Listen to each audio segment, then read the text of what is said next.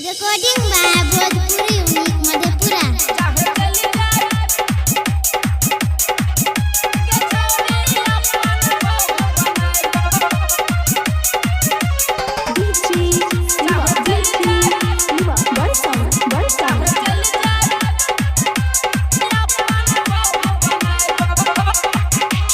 तोरा मशीन में अपन मोबिल बिना चुबैला न छड़ावे छौरी के बिना चुबैला न छड़ावा। तोरा मशीन में अपन मोबिल बिना चुबैला न छड़ावे छौरी के बिना चुबैला न छड़ावे छौरी के बिना चुबैला न छड़ावो।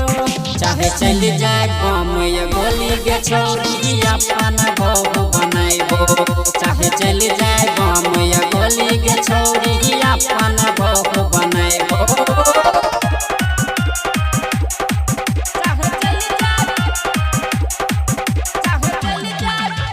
DJ Sunny recording by Bhojpuri unique Madhepura.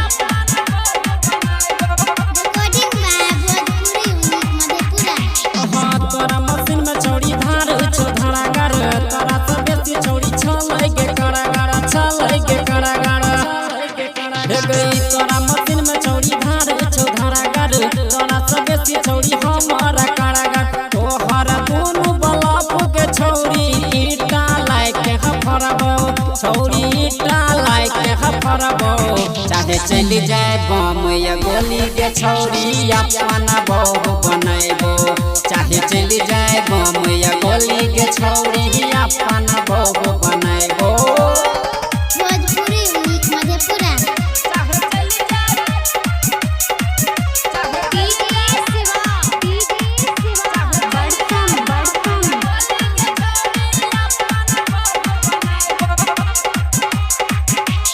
Writer Rahul बरजेस कहै छो गायक पर मद चली देखै छो चली देखै छो।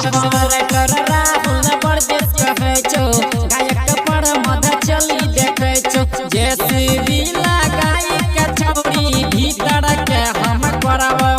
एक भीतर के हम करबो। चाहे चल जाए बम या गोली के छौरी अपन भव बनाइबो। चाहे चल जाए बम या गोली के छौरी अपन भव बनाइबो।